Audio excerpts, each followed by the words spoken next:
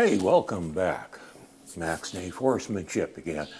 And I want to do a follow-up to my last video because somebody made a comment on my last video that, well, it was a very good one actually, because my last video when I talked about the different, the pleasure that you get from horses versus the comfort of, or lack of being with horses, they suggested that should have been in a, kind of a forewarning to buying a horse. And I did a video last summer on things to watch out for when you're buying a horse. And I was fairly extensive, but I completely left that part out, which, yeah, that last video, it really is about, if you don't already, people that own horses and ride horses, spend time with horses, they already know all this stuff.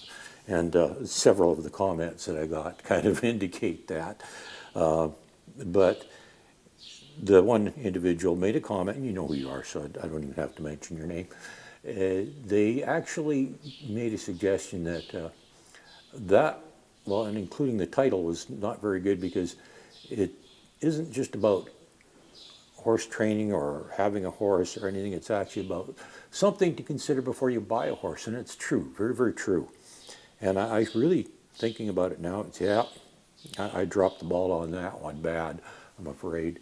But let me explain a little bit, because a lot of us that have not had a horse get this, even ones that have had horses, but it's been a few years, we forget about this stuff. And, we get this idea in our mind based on TV shows and movies that we watch. We see this image of this beautiful horse flowing across the screen, and we think that's what horses are all about. They're all fluffy kittens and butterflies. No, that's not at all what horses are all about, because the movies and TV shows can be very, very misleading. And I'll explain a few of the things that you got to watch out for, because horses in the real world are quite different than what you see on TV or in movies. You see, in the movies, well, first off, you don't smell them. You don't see that part. You don't experience the bugs. You're sitting in the comfort of your home in a very comfortable chair while watching horses. And so you're only getting the visual image. That's all you're getting. And, well, there's lots of stuff that, well, like I described in the last video. There's all that stuff that you need to consider that those people actually have to endure. And you also have to remember that whether it's a TV show or a movie, it's fiction. It's Hollywood. It's not real. This is not the real world. Get that idea out of your head, because in movies or TV series, well, first off, those horses are not real horses. Well, they're real horses, but they're not the character they portray in the movie. These are movie horses. They're hired, they're rented, and in order to get one horse to play a certain part, they may actually go through 100 horses to select the one that they want. And in some cases, the horse is actually played by several different horses. And for those of you that don't know, some of the trickery that goes on is it might look like the same horse all the time, but what they will do is they will actually find a horse that, well, close to the same appearance as the lead character, shall we say, and then they will dye it and paint it and to make all the markings on the horse look the same on camera. In the real world, if you were up close, you could probably notice that it wasn't real, but in many cases, though, they actually use paint to make the markings and dye the horse a different color. The horse that you see as a black might actually be a chestnut in real life, that they've dyed the whole thing from one end to the other because it plays the part so well. And because certain horses are better at certain things, I've mentioned this before in other videos, is how they each have their strengths and weaknesses. It may be actually necessary to use several different horses. And I know for a fact that in one movie, I'm not going to mention the movie, but I did read an article about how it went on, is the individual that was a consultant for the movie to try and give it as much authenticity as possible, they actually ended up using one of their own horses in one scene because they couldn't get the movie horse to do what they wanted it to do. And he says, well, what do you want it to do? And he trained his own horse to do it. And the guy that he wasn't an actor or a wrangler or anything for the show. He was just a consultant, and he actually ended up using one of his own horses in the show because it was the only one they could train to do the task. And, you know, as far as, you know, the tack, I've seen some, I watch a lot of Westerns and horse movies because I like horses, come on, can't help it. But I also understand that, yeah, it's fiction, it's Hollywood, these are not real horses, and the tack, well, in some of the older movies, it's not even era-correct stuff that they're using, and it's not being used properly. Some of it's not bad, but another thing to consider is even the way people are riding.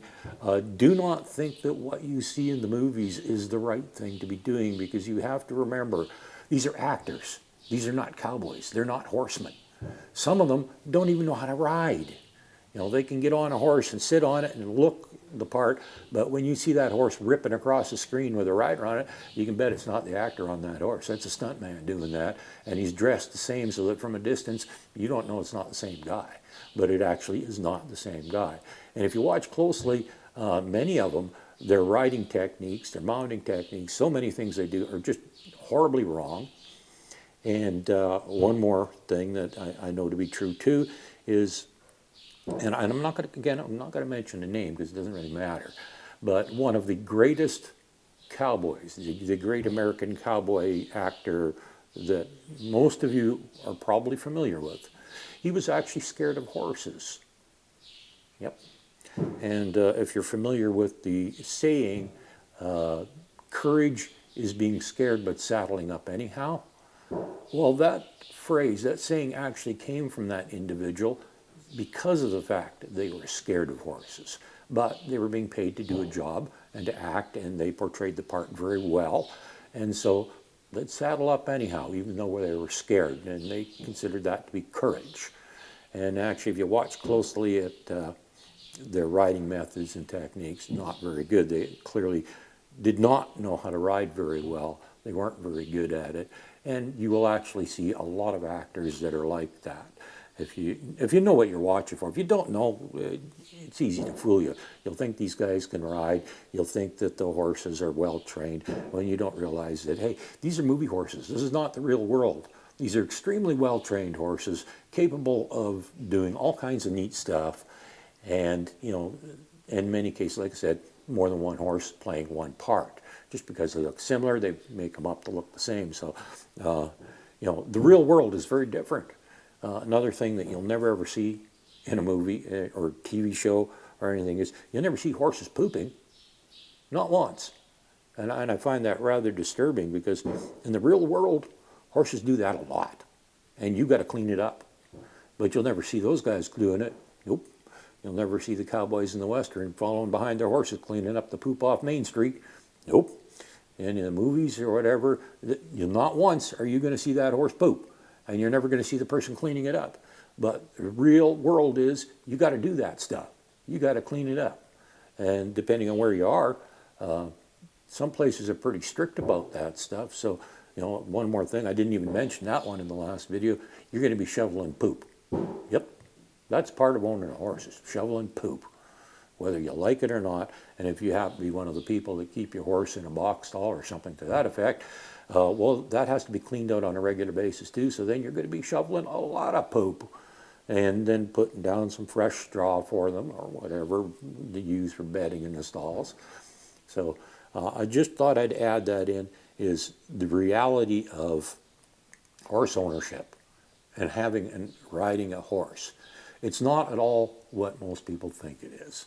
And that was kind of one of the points that I was trying to make in that last video, although I didn't think about it in the sense of being forewarned before you buy a horse. Because in many cases, that's what happens, is people buy horses, and once they find out how much work it actually is, they don't want to do it anymore, and all of a sudden they've lost interest in their horse because it didn't turn out to be the fluffy kittens and butterflies they were expecting it to be.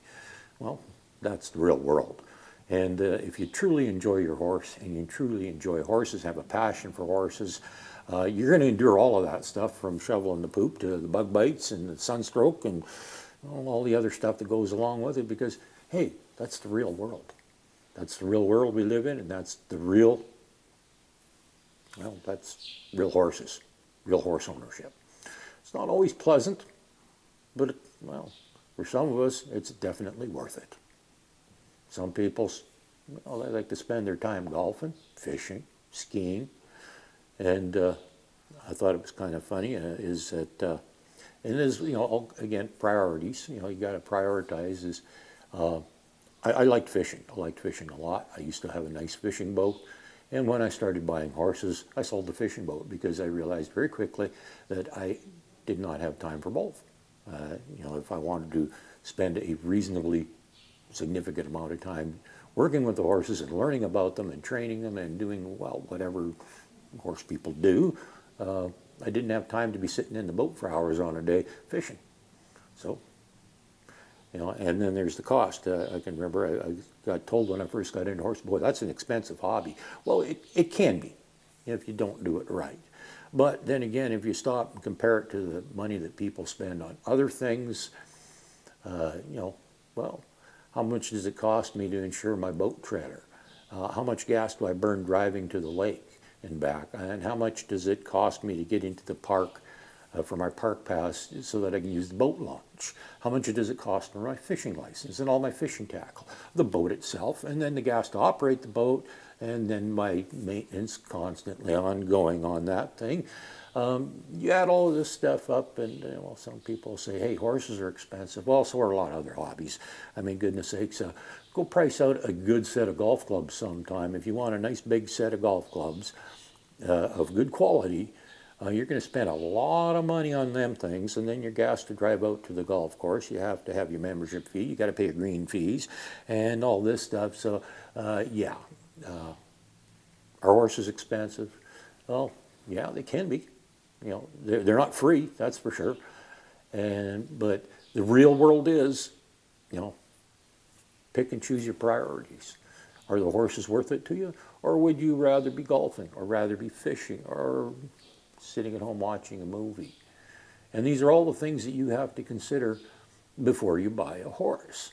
That this is the reality. These are real horses in the real world. And same if you're buying a horse for one of your kids. Is that kid going to want to be, are they the outdoors type in the first place? Do they mind getting dirty and bug bit and sunstroked and all that stuff? Because if they got a problem with that stuff, chances are, as much as they like horses based on all the movies and TV shows they've watched, maybe in the real world they might not. And they might lose interest pretty darn quick. You got to think long and hard, because a horse is a long-term investment. You're responsible for that animal. They can live, well, we've got one out here right now that's 30 years old. There was another one not long before, lived to 36. I have one myself that's 25. So, your commitment to your horse could be a very long one, and you got to be real careful before you buy one. Are you going to stick it out? Because that's kind of a responsibility when you take ownership of that horse. Yeah, you could turn around and sell it, but that's not really your responsibility in the first place. When you choose to buy it, you make the choice of, no matter what happens, you're going to take care of it. So, real world versus fiction. Find out what the real world really is before you make the decision to buy a horse, and keep that in mind the whole time when you're out shopping for one. Have a good day.